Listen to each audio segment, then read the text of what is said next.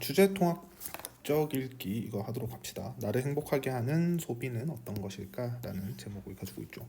자, 그럼 처음부터 볼게요. 일단은 이 그 파트 자체가 세 개의 글이고 그다음에 좀 비슷한 주제, 어떤 소비에 대한 이야기를 하는 그런 다른 글 세 개가 이어져 있어요. 그래서 각 글의 특징이 뭔지 또 좀 살펴봐야 될 것 같고, 그다음에 그 글의 공통점, 글들의 공통점과 차이점 같은 것들을 통해서 주제 통합적 일기를 해 나가야 되는 파트입니다.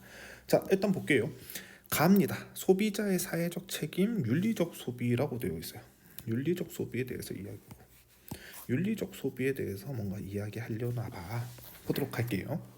자, 최근 일반 제품보다 가격이 더 비싸더라도 친환경적인 제품을 구매하거나 개발도상국, 그러니까 이제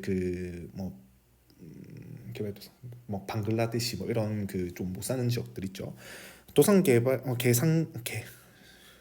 개발도상국의 생산자들에게 정당한 대가가 돌아가는 공정무역 제품을 구매하는 사람들이 늘어나고 있다. 지금 여기에서 이야기하는 제품들이 총 두 가지가 나오네요. 친환경적인 제품, 그러니까 환경오염시키지 않는 제품, 그다음 공정무역 제품.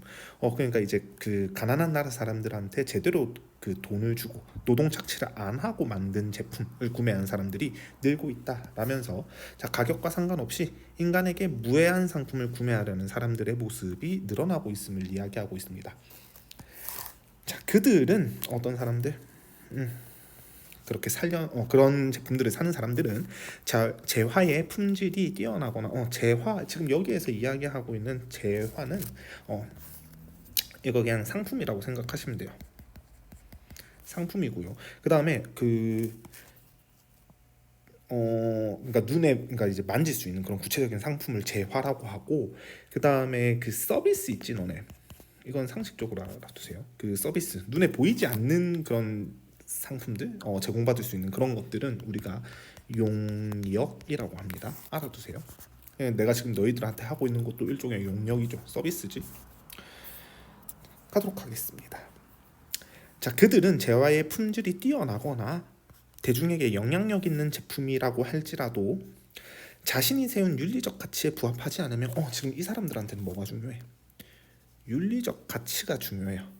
이 가치에 부합하지 않으면, 알맞지 않으면 그 상품을 구매하지 않거나 더 나아가 불매 운동을 하기도 한다 하니까, 이 윤리적 가치라고 함은 그들에게 있어서 어떤 구매 기준이 되겠죠.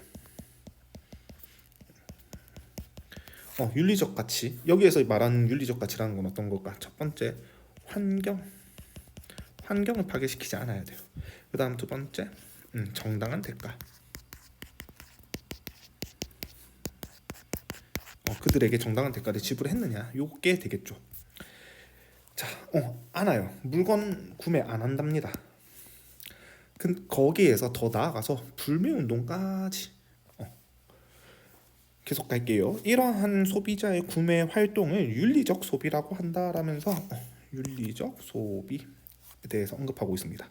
자, 그렇다면 윤리적 소비가 무엇인지 좀 더 자세히 알아보도록 하자라면서 처음에는 윤리적 소비에 대해서 소개하고 있어요. 윤리적 가치에 부합한 상품을 구매하는 것을 윤리적 소비라고 하는데, 지금 여기까지 나타난 거, 친환경적인 제품 사느냐, 그 다음에 공정무역, 정당한 대가를 지불한 상품이냐가 두 가지 나온 윤리적 가치가 되겠죠.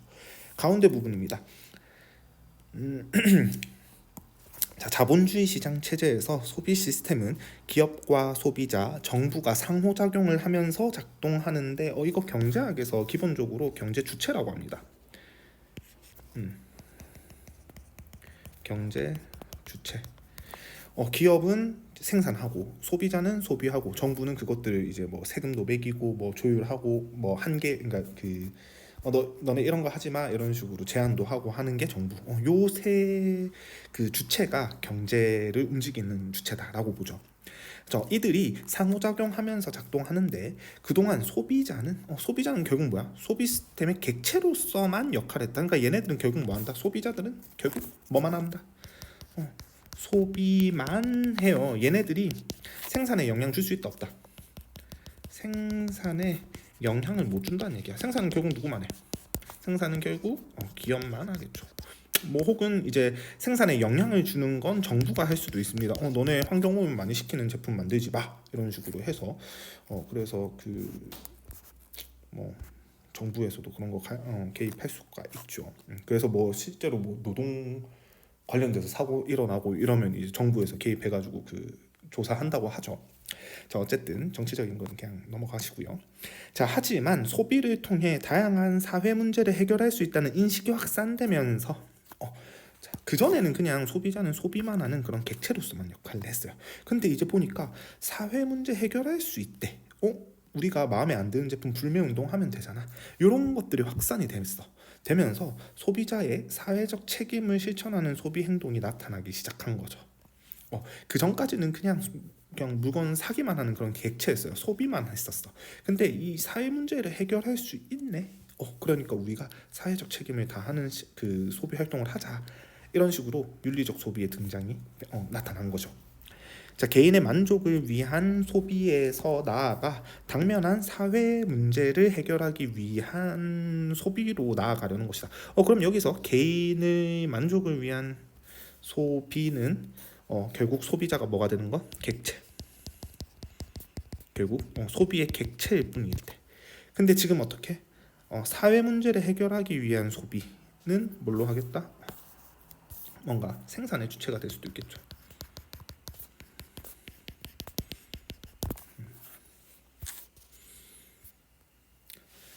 계속 할게요. 즉 윤리적 소비는 대안적 소비 활동이자 소비자의 사회적 책임을 실천하는 소비자 운동으로 이해할 수 있다. 그러니까 윤리적 소비하면은 이제 다른 소비 활동이 대안이 될 수가 있다. 뭐 이런 이야기를 하는 것 같아요. 계속 갈게. 자, 처음 윤리적 소비가 등장했을 때 참여하는 사람들은 소수에 불과했다. 하지만 하지만 환경 단체에 활동하거나 개발도상국을 돕는 단체에 직접적으로 기부를 하지 않더라도 그렇지 않아도 윤리적 소비를 통해 세상에 긍정적 변화를 이끌어낼 수 있다는 인식이 확산되면서 윤리적 소비가 확산하게 된 계기가 되겠죠. 뭐야? 우리가 직접 뭐 기부하지 않아도 기부라는 건 사실 힘든 행위잖아. 근데 기부하지 않고 소비만 제대로 잘 해도 착한 바른 소비만 하더라도 우리가 세상에 긍정적인 변화를 이끌어낼 수 있다는 인식이 확산이 되면서 사람들이 윤리적 소비를 좀 더 많이 하게 된 거다. 점차 사람들의 많은 호응을 얻게 되었다. 지난 2019년 영국의 윤리적 소비 관련 지출 규모는 1억 파운드 67조랍니다. 조사가 시작된 1999년 이후 가장 높은 수치를 기록하였다. 또한 영국의 가구당 윤리적 소비 관련 물품 구입 비용이 1999년 대비 약 6.3배 증가한 1278파운드 하나 약 209만 원이었다는 점에서 윤리적 소비에 대한 공감대가 확산되고 있음을 짐작할 수 있다를 무슨 자료? 지금 얘 같은 경우에는 좀 구체적인 수치 자료죠.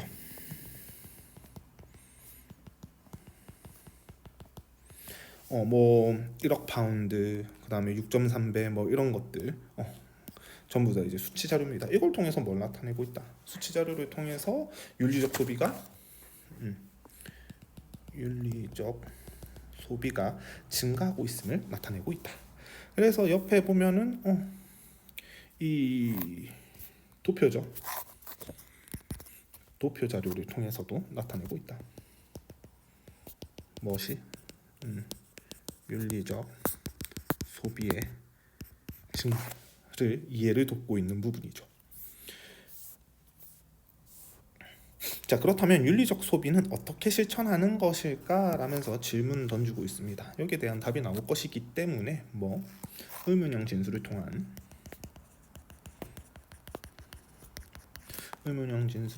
어떤 흥미유발하고 있는 부분. 처음부터 볼게요. 윤리적 소비의 첫걸음은 자신에게 가장 중요한 문제가 무엇인지 확인하는 것에서부터 시작된다. 제일 중요한 거 뭐다? 중요한 문제가 무엇인지 확인하는 것. 내가 지금 뭐가 필요하지 이런 것들. 사람에 따라 기후 변화나 동물 복지를 가장 중요하게 생각할 수도 있고 첫 번째 윤리적 기준은 기후 변화, 동물 복지. 노동 문제. 가장 중요하게 여길 수 있다. 각자의 관심사가 다르듯 그 우선순위 역시 저마다 다를 수 있다라면서 윤리적 소비할 때 무엇이 중요하다. 네가 생각하는 우선순위가 뭔지를 먼저 결정을 해야 된다는 거죠. 자, 이처럼 윤리적 소비는 개인의 주관적 태도가 소비에 영향을 미치기 때문에 그렇죠. 나의 소비자가 생각하는 나의 이게 주관인 거죠, 결국. 때문에 자신의 우선순위에 따라 다양한 방법으로 실천할 수 있다. 다양한 방법으로. 한 가지 방법이 있는 건 아니죠. 예를 들어 예시 들고 있습니다. 이해를 돕겠네. 이해요. 자, 예를 들어 윤리적 성격을 가진 상품을 구매하는 긍정적 구매. 이거 볼게요. 지금 일단 얘는 좋은 제품을 윤리적인 성격을 가진 제품을 구매하는 긍정적 구매 행동입니다. 이것으로 실천할 수도 있고요. 자, 비윤리적 성격을 가진 제품 이거 사면 돼, 안 돼? 안 되지. 구매를 자제할 수도 있고요. 첫 번째. 그 다음에 불매 운동할 수도 있어. 이런 부정적 구매 행동. 그러니까 윤리적인 상품은 뭐 해야 되지? 구매하는 거죠. 이게 긍정적 구매 행동. 그 다음 자, 비윤리적 상품을 첫 번째 안 살 수도 있어요. 구매 자제.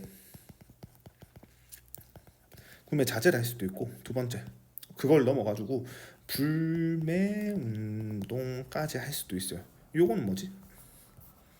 요거는 부정적 구매 행동. 이렇게 나눌 수가 있겠죠.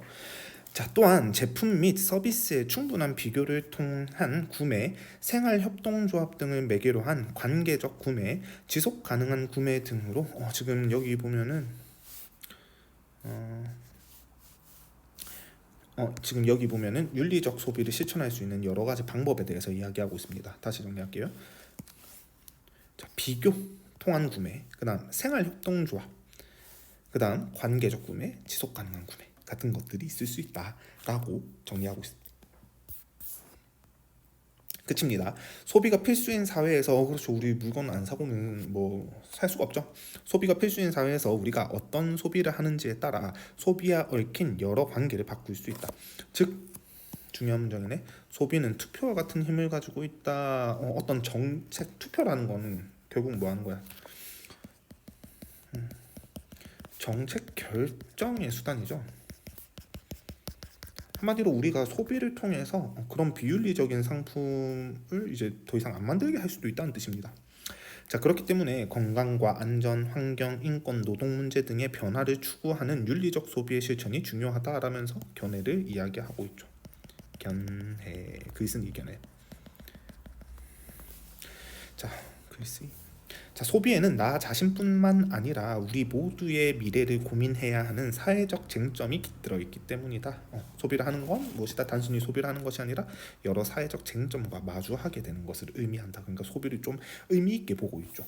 제재 개관입니다. 일단 설명하는 글이고 객관적, 해설적, 객관적이다. 뭐야? 뭐 이런 것들, 이런 것들 설명드리고 있죠. 그런 거 객관적입니다. 그 다음에 주제입니다. 윤리적 소비의 등장과 발전. 윤리적 소비 뭐 때문에 등장했다? 왜 등장했다? 이 소비를 통해서 다양한 사회 문제 해결할 수 있다는 인식이 확산되면서 이런 소비가 나타났다고 볼 수가 있겠죠. 그 다음에 발전입니다. 처음에는 많이 했어 안 했어? 소수에 불과했지. 그런데 나중에 되니까 우리가 직접적으로 돕는 행위 안 하더라도 이건 좀 어렵죠. 어려운 행위 안 하더라도 윤리적 소비 얘는 비교적 수월한 행위일 겁니다. 무엇보다 직접 기부하는 것보다 아니면 단체 활동 직접 참여하거나 뭐 데모하는 거 있지.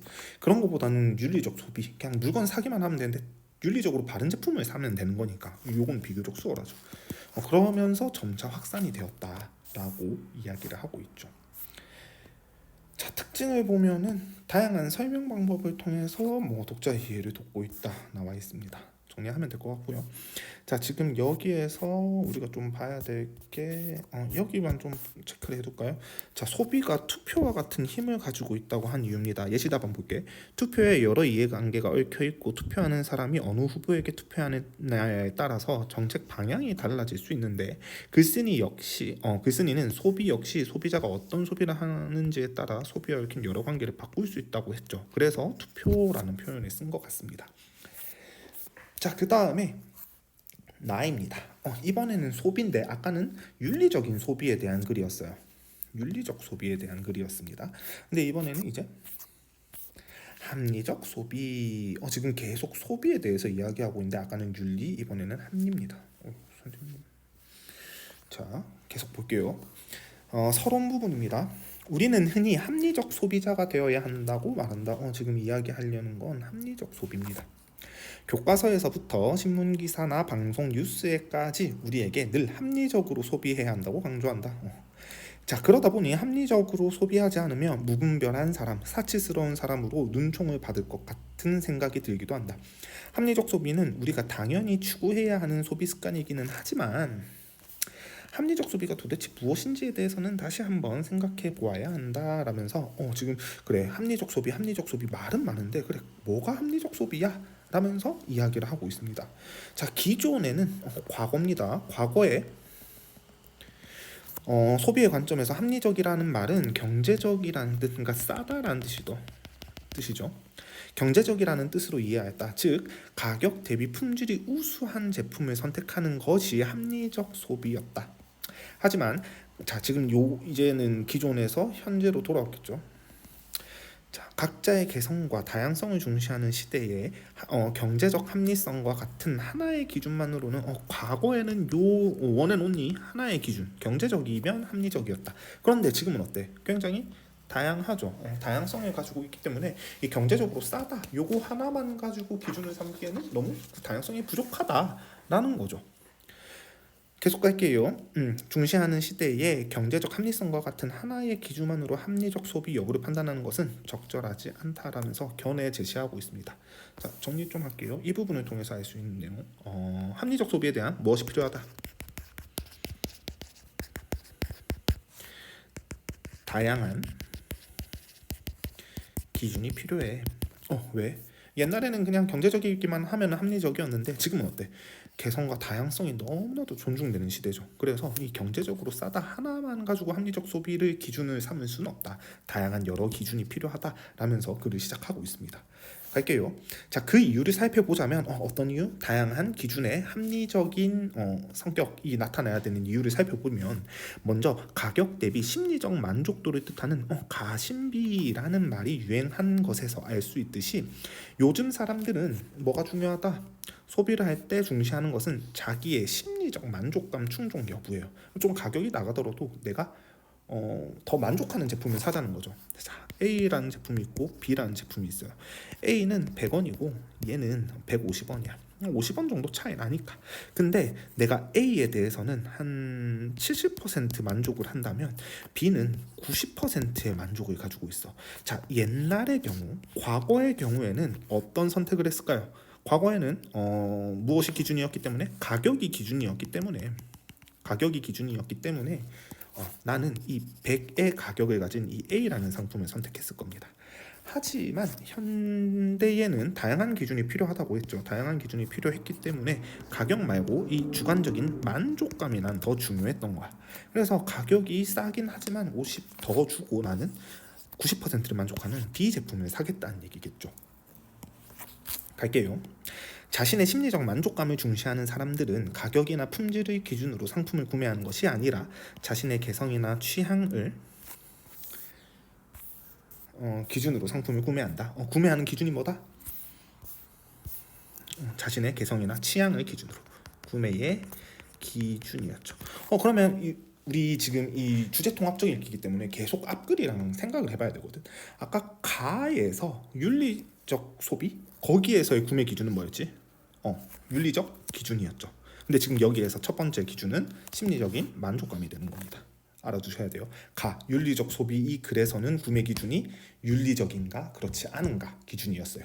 그런데 지금 이 나에서 합리적인 소비 이 글에서는 첫 번째로 심리적 만족감을 주느냐 아니냐에 따라서 구매하겠다 안 하겠다가 되는 거죠. 자, 옆에 있는 거 날개 좀 볼게. 기존의 관점이에요. 이거 과거 이야기하는 거지. 과거의 합리적 소비 기준 뭐였다? 어디에 초점 맞춘다? 경제적인 부분에 초점을 맞췄다. 그래서 뭐 가격 대비 품질이 우수한 제품, 가성비가 좋다 뭐 이런 이야기 하겠지. 그게 더 중요했었던 거죠. 과거에는 가성비, 요즘에는 가심비 정도로 알아두시면 되겠죠. 그 다음 갈게요. 자, 자신의 개성을 드러내고 자신의 취향을 충족하는 상품을 구매했을 때 심리적 만족감이 극대화되기 때문이다. 기분이 좋거든요 뭐 이런 거지. 자, 예를 들어 예시, 품질이 비슷하지만 가격과 디자인이 다른 제품이 여러 있을 때 가격 대비 품질이 좋은 상품을 구매하고자 하는 사람은 가격을 먼저 고려하겠지만 이게 이제 가성비 중 가성비를 중시하는 사람들. 자, 자신이 소유한 제품의 디자인이 자신의 가치를 드러낸다고 생각하는 사람들. 이건 뭐다? 가심비. 가심비를 더 중시하는 사람.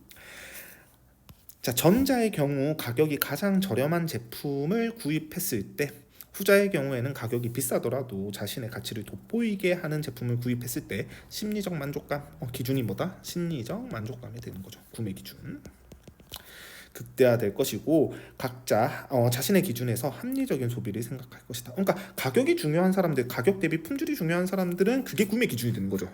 이게 구매 기준인 거지. 그리고 그 기준에 따라서 싼 물건 사면 이거는 합리적인 선택이 된 겁니다. 그렇다고 해서 이 사람이 합리적으로 선택하지 못했다라고 이야기하는 건 아니야. 왜? 자신의 기준에 맞춰서 샀잖아. 그런데 현대에는 이거 말고 좀 더 다양한 기준들이 생겼다를 이야기하는 글인 거죠. 계속. 자, 첫 번째 구매 기준 심리적 만족감이었습니다. 자, 그럼 이제 다음 기준이 나오겠죠. 두 번째 가치관이에요. 또한 최근 자신의 가치관에 따라서 소비하는 사람들이 늘고 있다. 환경 보호를 중요한 가치로 여기는 사람들은 친환경 제품을 구매할 것이고, 노동자의 인권을 중요하게 생각하는 사람들은 공정무역 제품을 구매한다. 이런 거 뭐였지? 아까 윤리적 소비였네. 그러니까 그 가치관 중에 하나였던 거죠. 이 가글의 윤리적 소비라는 거. 자, 그들에게 제품의 가격은 중요하지 않다. 자신의 윤리적 가치를 실현하는 것이 더 중요하기 때문이다. 가격보다는 윤리적 가치. 친환경이냐 공정무역했냐 요거죠. 이러한 경향은 2020년 대한상공회의소에서 20, 30대를 대상으로 실시한 설문조사에서도 확인할 수 있다라면서 뭘 끌어들이고 있다? 설문조사 결과를 가지고 있습니다. 그래서 근거로 제시하면서 뭔가 신뢰성을 올리고 있는 부분이죠. 아까 가글의 경우에서는 도표 자료 같은 것들 자료로 그런 이해를 돕고 신뢰성 같은 것들을 높였다면, 이 글에서는 설문조사 자료를 통해서 객관적 근거를 사용하면서 신뢰성을 높이고 있다 확인할 수가 있겠죠. 자, 이 설문에 따르면 이 설문에 응답한 사람 10명 가운데 6명이 과반수 이상이죠. ESG, 그러니까 이제 그 윤리 경영을 ESG라고 하거든. 그러니까 뭐 사람 때리면서 일 안 시키고 뭐 그런 회사들이 잘 없긴 하겠지만, 어쨌든 윤리적인 경영을 실천하는 기업의 제품을 구매하기 위해 더 많은 비용을 지불할 의사가 있다고. 그러니까 이제 가격이 기준이 될 수 있다 없다. 가격은 그 기준이 안 돼요. 나는 뭐가 더 중요해? 윤리가 더 중요해. 윤리적 가치. 그래서 지금 여기 가치관이라고 한 게 과연 윤리적으로 소비했느냐 안 했느냐 가글에서 그것과 유사한 것 같습니다. 계속 읽을게요. 이 결과로 알 수 있듯이 이들은 경제적 합리성만을 기준으로 소비하지 않고 이제 과거의 기준이지. 가격이 저렴하냐 안 하냐 이걸로만 보는 게 아니라 자신의 가치관, 그러니까 윤리적이냐 아니냐 따라서 소비를 한다. 앞에서 이야기한 심리적 만족감을 중시하며 소비하는 사람들처럼 이들은 자신의 가치관에 따르는 소비를 할 때 합리적 소비라고 생각하는 것이라고 이야기를 하고 있죠. 자, 이처럼 최근의 소비 경향은 경제적 합리성만으로 합리적 소비 여부를 판단하기에 적절하지 않다. 사람마다 개성과 가치관이 다르고 개성, 가치관에 따라서 그 소비가 달라진다고 했죠. 합리적인 소비가. 이를 반영하는 소비 활동도 늘어나면서 합리적 소비의 기준이 다양해졌죠. 물론 심리적 만족감과 가치관을 추구하느라 자신의 경제 수준을 넘어서 소비하는 것도 합리적이라고 할 수는 없습니다. 그렇죠? 그러니까 이 경제적인 수준도 고려 대상이긴 해요. 근데 우선순위는 아니라는 거지.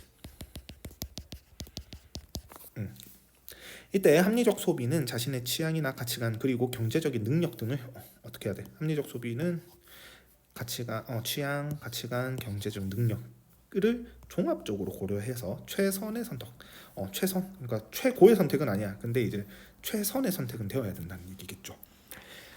좋습니다. 그 다음에 이 글 좀 볼게요. 이 글은 주장하는 글로서 설득적, 논리적이고 합리적인 소비 기준은 변화해야 한다라면서 경제적인 기준을 합리적인 소비의 전부다라고 이야기했던 과거의 견해에서 벗어나서 좀 다양한 기준이 필요해라고 이야기하고 있죠. 그다음에 구체적인 사례를 근거로 하여서 독자를 설득하고 있습니다.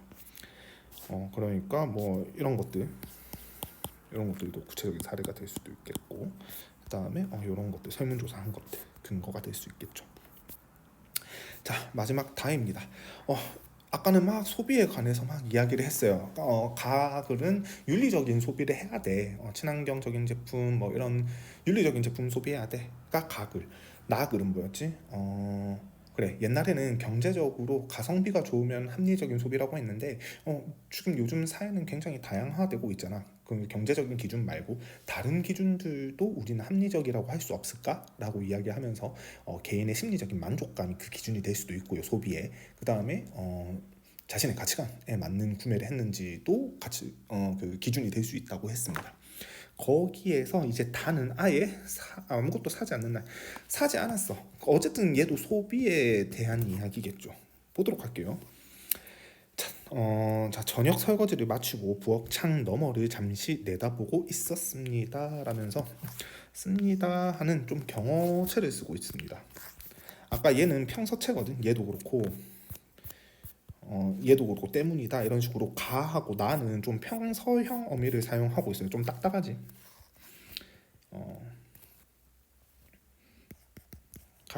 그 다음에 나는 평서형 문장을 사용했다면 다는 좀 경어체를 구사하고 있다. 알아두시면 좋을 것 같아요. 내다보고 있었습니다. 7시가 조금 넘었을 뿐인데 이미 어둠이 온전히 내려앉아 사위가 사방이 깜깜했습니다. 겨울이라 해가 지는 시간이 점점 빨라졌습니다. 그러다 문득 앞동에서 반짝이는 불빛이 보였습니다. 어느 집 거실에 마련해 놓은 크리스마스 트리에서 색색 전구가 반짝이고 있었습니다. 그러고 보니 얼마 전 들렀던 연말 분위기 물씬 풍기던 거리가 생각났습니다 라면서 지금 얘 무슨 소리 하고 있는 거야? 막 하면서 좀 생각될 수도 있죠. 처음 부분에는 자신의 어떤 경험을 이야기하고 있어요. 어떤 경험을 이야기하고 있지? 크리스마스 트리에서 색색의 전구가 반짝이고 있는 것을 보고 또 뭘 떠올렸어? 연말 분위기 물씬 풍기던 거리를 생각한 그 자신의 경험을 이야기하고 있죠. 가운데 부분부터 볼게요. 한 가게 점원이 밖으로 나와 블랙 프라이데이라고 적힌 손 팻말을 들고 있었습니다. 몇 년 사이에 블랙 프라이데이는 쇼핑업계를 중심으로 우리 사회에서도 빠르게 퍼졌습니다. 자, 미국에서 시작된 블랙 프라이데이는 이러면서 그 시초를 이야기하고 있죠. 11월 추수감사절을 시작으로 크리스마스 새해 무렵까지 이어지는 대규모 쇼핑 기간입니다. 그래서 이때 진짜 미국 사람들 물건 많이 산다고 합니다. 실제로 거의 1년 쓸 물건들을 이 기간에 다 구매한다기도 해요. 추수감사절, 크리스마스, 새해까지 이렇게 긴 기간 동안에 이때가 미국의 연휴라고 하죠. 이때 그냥 쇼핑만 하고 다니는 거야. 자, 연말 분위기에 편승해서 기업들이 소비를 부추겨 매출을 올리려고 안간힘을 쓰는 시기입니다. 블랙 프라이데이에 대한 반동으로 과도한 소비가 언제까지고 가능하지는 않으리라는 생각하는 사람들이 나타났고 그들 사이에서 아무것도 사지 않는 날 이 자연스레 생겨났습니다 라면서 아무것도 사지 않는 날 등장 배경이 나타났어요. 뭐 때문에? 불프 때문에. 어때? 불프 때 사람들이 어떻게? 소비를 뒤지기 많이 한다. 그러니까 어때? 야씨 우리 계속 이렇게 소비하면서 살 수 있나? 자원 이런 것들 한정이 돼 있는데 그래서 뭔가 소비를 줄일 필요가 있지 않을까? 내가 원하는 자 소비를 줄여야 될 필요가 있지 않을까? 해가지고 뭐가 나왔다? 아무것도 사지 않는 날 아사날 나왔다는 거죠.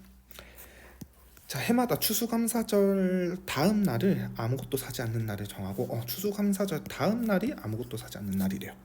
왜? 이 추수감사절부터 시작해서 사람들이 뒤지게 많이 소비를 하니까 우리 이 다음 날 하루만큼은 아무것도 사지 않는 날 좀 정해보자, 이렇게 이야기를 하는 거겠지. 자, 갑자기 피아니스트 세이모 번스타인의 삶과 예술 세계를 담은 다큐멘터리 영화 피아니스트 세이모어의 뉴욕 소네트는 새로운 발견이었습니다 라면서 그 영화 본 경험도 이야기하고 있죠. 지금 계속 자신의 경험을 이야기하고 있어요. 왜? 이 글은 수필이기 때문이다. 수필 정리하고 갈게. 무엇을 통한 무엇? 경험을 통한 깨달음을 나타내죠. 보면은 뭐 경험, 그래서 경험적 나왔고 교훈적 나왔죠. 최소한의 소비 실천. 우리 돈 많이 쓰지 말자. 글쓴이의 경험을 통해서 필요한 것만 사는 소비에 대한 깨달음. 필요한 것만 사는. 그다음 유명인사 사례를 소개한대. 그러니까 아까 지금 피아니스트 이야기한 게 그 유명인사인가 봐요. 그렇죠? 여기다가 밑줄 쳐놓고요. 유명인. 계속 읽을게. 제 삶에 영향을 끼친 몇 편의 영화 가운데 하나입니다. 세이모어의 더할 수 없이 멋진 연주와 하나하나 받아 적고 싶도록 깊은 철학이 담긴 그의 대사에도 감명받았지만 무엇보다 그의 삶을 그대로 보여주는 집이 특히나 감동이었습니다 라면서 내가 그래도 감동 뿅뿅 했던 건 이 집 때문이었어. 영화에서는 여러 차례 세이모어의 집 내부가 공개됐습니다. 피아노가 놓인 거실에 작은 부엌과 화장실이 전부인 그 소박한 공간이 무척 인상 깊었습니다 라면서 자신의 어떤 생각을 이야기하고 있죠. 그 공간에 대한 견해가 나타나죠. 자, 아침에 일어나 세이모어가 먼저 침대를 접어 소파로 만들면 침실은 순식간에 거실로 바뀝니다. 그러니까 이제 이 많은 가구를 사용하지 않고 그 소파, 그 다음에 이제 침대, 그 뭐라고 올인원 그 제품을 사용하고 있나 봐요. 그러면 두 개의 가구를 사야 될 거여 가지고 하나만 사니까 덜 소비를 하는 삶의 모습을 보여준다는 거지. 자, 피아노 교습을 받으러 온 제자들이 모두 돌아가고 일과를 끝낸 세이모어는 다시 소파를 펼쳐 침대로 만듭니다. 노구, 늙은 몸을 이끌며 아침 저녁으로 소파 침대를 접었다 펼쳤다 하는 세이모어를 보면 어떤 측은이나 불쌍함, 연민, 가난 같은 낱말이 떠오르지 않았습니다. 오히려 고귀한 삶의 방식을 엿봤다고 할까요? 라면서 자신의 깨달은 바를 여기 적었죠. 이런 식의 소비는 굉장히 고귀하다라고 이야기를 하고 있습니다. 자, 지금 여기까지가 첫 번째 유명인의 일화였어요.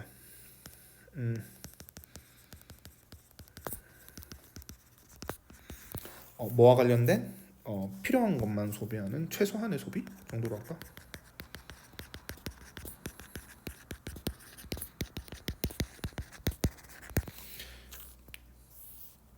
자, 언젠가 읽은 책 나는 단순하게 살기로 했다. 벌써 제목부터 많이 소비 안 하겠다라는 게 딱 보이죠. 단순하게 살기로 했다의 저자 사사키 후미오의 집도 비슷했습니다. 그곳에서 소파 침대와 함께 거기에서도 이제 소파 침대가 있었나 봐요. 이건 약간 그 국룰 아이템인가 봐. 그 단순한 사람들. 자, 함께 제 눈을 끈 것은 탁자로, 밥상으로, 디딤판으로 쓰는 물건이었습니다. 그러니까 한 제품으로 탁자 쓸 수 있고 밥상도 되고 디딤판으로 쓸 수 있는 그런 물건이었다. 그러니까 세 번의 소비를 한 번으로 이렇게 해결한 거겠죠. 여기까지가 두 번째 일화. 그 다음 법정 스님, 이분 유명하죠. 뭐 무소유, 소유하는 것 자체가 고통이야 라면서 너네 많이 안 가져야 돼 라고 했다가 이 책, 그 무소유 책이었거든.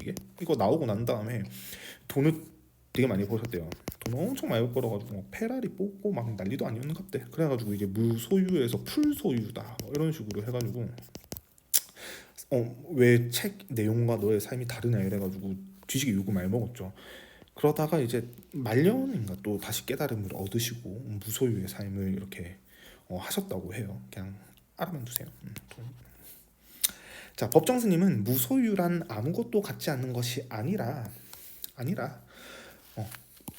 불필요한 것을 갖지 않는다는 뜻. 그러니까 뭐 그렇다고 맞잖아. 우리가 살아가는데 재활하는 건 필수적인 거거든. 뭐 너네 옷 벗고 다니라고 해가지고 다닐 사람이 어디 있겠어. 그런데 그게 아니라 아무것도 갖지 말라는 게 아니라 불필요한 것을 갖지 말라는 거예요. 그렇죠?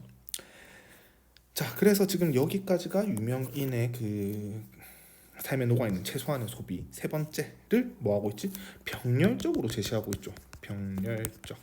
병렬적이라는 게 뭐냐면 1번 누구의 삶, 2번 누구의 삶, 3번 누구의 삶, 이 삶이 다 공통적으로 뭘 의미하고 있어? 최소한의 소비. 요런 구조를 병렬이라고 하죠.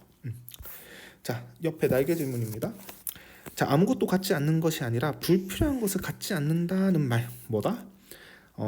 자신에게 필요한 것을 소유한다를 의미한다. 알아두시면 됩니다. 갈게요. 자, 어느 날 접시를 꺼내려 찬장 문을 열었다가 그 많은 접시 가운데 정작 사용하는 접시는 10개를 넘지 않는다. 그러니까 정말 나에게 필요한 거는 뭐다? 얘가 이제 필요한 거고, 그다음에 그 많은 접시들은 불필요한 것 중에 하나겠죠. 10개도 어쩌다 쓰는 것까지 포함한 개수이니 실제로 사용하는 것은 접시는 손에 꼽을 정도입니다. 그러니 나머지는 그저 자리를 차지할 따름입니다. 찬장마다 그득한 저 많은 그릇 가운데 그릇으로 쓰임을 한 번도 하지 않은 것이 훨씬 많다는 것을 알고 나니 내게 불필요한 물건은 몇 가지나 되며 정말 필요한 것의 기준은 뭘까 생각해 보게 되었습니다. 라면서 자신의 깨달음이 나타났죠. 내가 진짜 써보니까 접시 진짜 많은데도 10개? 그것도 진짜 뭐 한 번이라도 쓴 게 10개지 진짜 자주 쓰는 건 몇 개 안 돼. 자, 꼭 아무것도 사지 않는 날이 아니더라도 올해 나도 한 달에 하루를 정해서 아무것도 사지 말아야겠다고 마음먹었습니다. 집을 나섰다가 돌아올 때까지 아무것도 사지 않으면 되니까 하루쯤이야 할 수 있겠지 싶었습니다. 이것도 자신의 경험을 계속 이야기하고 있네요. 자, 드디어 그날 아무것도 사지 않는 날을 실천하기로 한 날이 돌아왔습니다. 밖에 있으니 점심시간에 무엇인가를 사 먹어야 했습니다 라면서 방해하는 소재가 되겠죠. 점심시간 밥은 먹어야 되니까 우리. 자, 아무것도 사지 않는 날인데 라고 내 안에서 목소리가 들려왔습니다. 그런데 또 다른 목소리가 이것은 끼니인데, 그러니까 예외지, 뭔가 다이어트 하는 것 같죠. 다른 반론을 제기했습니다. 듣고 보니 그랬습니다. 그래서 밥을 사 먹었습니다. 성공했다 실패했다? 개같이 실패했다. 자, 그리고 그러고 나니 커피가 또 생각났지만 굳은 의지로 건너뛰었습니다. 오후에 사람을 만나 회의하기로 했습니다. 회의도 했는데 이것도 이제 방해하는 소재래. 왜? 카페에서 만났으니까 뭐 해야 돼? 음료 먹어야 되겠죠. 그래서 그날 결국 아무것도 사지 않은 날이 되지 못했습니다. 실패했다가 되는 거죠. 자, 옆입니다. 글쓴이가 아무것도 사지 말아야겠다는 다짐을 지키지 못한 이유는 밖에서 나중에 읽으면 알겠지만은 미리 준비할 것들이 필요한데 그 준비가 부족했기 때문이겠죠. 마지막입니다. 자, 집에 와서 곰곰이 생각해봤습니다. 실패에 대한 그날 실패를 내가 왜 했지? 이건 한번 생각해본 거죠. 바깥에서 끼니를 해결해야 한다면 아무것도 사지 않는 날이 될 수 없을까? 미리 도시락을 챙겨 나서면 도시락이 있으면 이제 그걸 실천할 수 있게 도와줄 수가 있겠죠. 아무것도 사지 않을 수 있겠더군요. 회의가 있으면 음료도 가면 됩니다. 챙겨가면 되죠. 아무것도 사지 않는 하루를 보내려면 소풍 가듯 가방을 챙겨 다니면 되는 일이었습니다. 사실 이거 실천하는 거 굉장히 피곤하죠. 피곤. 근데 지금 얘를 어떻게 표현하고 있다? 소풍 이런 식으로 가볍고 즐겁게 시작할 수 있다라는 표현을 사용하고 있어요. 자, 물건이 흔치 않던 시절 우리 삶은 대략 이렇지 않았을까 싶습니다. 누구든 길을 떠나기 전에 끼니가 될 만한 걸 보침 속에 넣는 일은 당연했습니다. 그렇죠. 우리 뭐 돈만 주면 살 수 있는 이 자본주의 세상이 된 지가 얼마 안 됐잖아. 그전에는 다 어때? 물물 교환하고 이래야 됐어. 아니면 내가 다 싸서 들고 다녀야 됐겠죠. 그래서 보침 속에서 그걸 다 챙겨갔었던 거죠. 지금 여기서 이야기하는 우리의 삶이 대략 이러지 않았을까 싶습니다 해서 이렇다라는 건 결국 뭐야? 이런 식으로 다 챙기는 거죠. 동서고금을 막론하고 이런 삶은 꽤 오래 이어졌습니다. 인류가 지금처럼 언제 어디서든 돈만 있으면 모든 걸 해결할 수 있는 삶을 산 지는 얼마 되지 않았습니다. 이 짧은 기간 동안 우리는 편리함에 길들었고 이런 삶에서 조금이라도 벗어나면 괴롭고 불안해집니다. 그러나 이처럼 편리하고 풍족한 삶이 언제까지 지속될지는 모를 일입니다. 좀 낯설고 번거롭더라도 소비하는 삶보다 지속 가능한 삶 쪽으로 방향을 틀어보는 건 어떨까요? 세이모어의 삶이 더 빛나는 것은 그의 철학이 삶 속에 고스란히 녹아들었기 때문이었습니다. 라면서 글쓴이의 생각과 깨달음을 이야기하고 있습니다. 좋습니다. 넘어가서요. 학습 활동입니다. 자, 가를 읽고 다음 물음에 답하면 윤리적 소비 특징입니다. 자, 윤리적 소비 배경, 등장 배경 뭐다? 소비를 통해서 다양한 사회 문제를 해결할 수 있다는 인식이 확산되면서 등장하게 되었죠. 그 다음 윤리적 소비를 다양한 방법으로 실천할 수 있는 이유는 무엇일까요? 왜? 윤리적 소비는 개인의 주관적 태도가 소비에 영향을 미치기 때문에 사람마다 두는 가치가 우선순위가 달라서 다양한 방법으로 실천이 가능하다라고 했었습니다. 넘어가서요. 나의 합리적 소비입니다. 글쓴이의 주장, 이유 한번 살펴볼게요. 자, 주장 뭐가 필요하다? 소비자가 추구하는 소비 기준에 맞는 합리적인 소비. 이유 첫 번째입니다. 첫 번째로는 자신의 심리적 만족감을 중시한다. 그래서 무슨 단어가 나타났다? 가심비. 두 번째 이유입니다. 경제성이 떨어져도 자신의 가치관에 따르는 소비하는 사람이 늘어나고 있다. 어떤 제품들? 친환경 아니면 공정무역. 가글에서 이야기한 윤리적 소비인 거죠. 그 다음 다입니다. 경험과 깨달음이 중요한 수필글이었어요. 경험 볼게요. 일단 피아니스트 세이모어의 다큐멘터리에서 세이모어 집 내부를 인상 깊게 봤죠.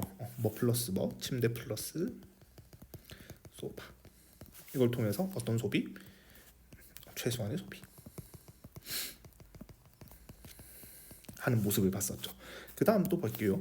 찬장에 쌓여있는 그릇 중에서 실제 사용하는 그릇이 몇 개 안 돼요. 뭐가 필요해? 최소한의 소비가 필요하구나. 아무것도 사지 않는 날을 정해놓고 실천을 해봤어요. 근데 실패했죠. 실패. 그 이유는 준비를 철저하지 준비가 안 되어 있었기 때문이다. 자, 깨달음 볼게. 자, 정말 필요한 것의 기준이 무엇인지 정말 필요한 것. 그렇죠. 내가 사용하지 않는 건 필요하지 않는 것이기 때문에 굳이 소비하지 않아도 된다라는 생각을 했던 거죠. 그다음 준비하는 삶 살면은 아무것도 사지 않는 날 실천할 수 있습니다. 옛날처럼. 자, 소비하는 삶보다 뭐가 중요하다? 지속 가능한 삶. 그렇죠. 왜? 이 소비하는 삶이 언제까지 가능할지 모르기 때문이죠. 자, 요거 좀 중요하겠죠. 자, 소비에 대한 다양한 관점과 형식으로 구성된 세 편의 글을 비교 분석해보자 라고 되어 있습니다. 일단 가는 설명하는 글, 나는 주장하는 글, 다는 수필이었죠. 서술 방식 볼게. 가 설명하는 글은 윤리적 소비 등장 배경 이야기했고 확산 추이를 객관적 자료, 아까 어떤 거였지? 도표 같은 것들을 통해서 이야기하고 있죠. 글쓴이의 관점 볼게요. 소비자가 사회적 책임을 다하는 윤리적 소비가 등장하였고 점차 확산되고 있다라고 되어 있습니다. 자, 그다음 나 주장하는 거예요. 어떤 이야기를 했었지? 사람들의 소비 기준 변화한 사례와 자료를 근거로 제시하며 합리적 소비에 다양한 기준이 고려되어야 함을 주장하고 있습니다. 자신의 취향이나 가치관, 경제적인 능력 등을 종합적으로 고려한 소비가 합리적인 소비다라고 관점을 밝히고 있죠. 수필입니다. 자신의 경험 바탕으로 필요한 것만 사는 소비에 대한 깨달음 제시하고 있었지. 그래서 뭐가 중요해? 최소한의 소비해서 지속 가능한 삶 추구해야 된다라고 이야기했습니다. 자, 지금 이것도 좀 볼게요. 다 읽으면서 정보관에 모순된 점을 찾아보고 이러한 부분에 대한 자신의 생각. 얘네들 생각은 별로 중요하지 않으니까. 볼게요. 자, 가의 글쓴이는 윤리적 소비를 실천하면 건강함과 안전 등의 변화를 이끌어낼 수 있다고 설명했대요. 윤리적 소비는 이런 변화 같은 것들. 그런데 나의 글쓴이가 말한 것처럼 자신의 경제적인 수준을 넘는 소비는 합리적인 소비가 아니죠. 그래서 가치관에 따라 윤리적 소비를 하더라도 뭘 고려해야 된다? 경제적 수준을 고려해야지 진짜 제대로 된 삶을 할 수가 있겠죠. 자, 다의 글쓴이는 필요한 것만 사는 최소한의 소비를 추구했고요. 반면 나의 글쓴이는 개인이 가진 합리적 소비 기준에 따라 만족할 수 있는 소비를 합리적이라고 본 겁니다. 이것도 좀 모순이지. 다는 필요한 것만 최소한으로 사야 돼. 나는 개인이 가진 합리적인 소비의 기준에 따라서 만족할 수 있는 소비가 합리적이라고 했으니까 그 소비에 대해서 다른 관점이 나타난 거죠. 정리할게요. 앞의 활동을 바탕으로 다의 글쓴이의 관점입니다. 갑니다. 윤리적 소비를 소개하며 윤리적 소비 소개. 그 다음에 독자에게 소비자의 사회적 역할에 대해 생각해 보도록 하는 그런 글이었죠. 납니다. 합리적 소비에 대한 관점의 변화 근거와 함께 제시하여 설득력 높이고 있다. 그렇죠. 그다음 답니다. 자신의 경험 바탕으로 독자에게 지향하고자 하는 소비의 실천 방향보다 필요한 것만 사고 뭐가 가능한 지속 가능한 삶을 살아가자. 너네 관점 별로 안 궁금하고 좋습니다. 얘도 넘어가면 되겠죠.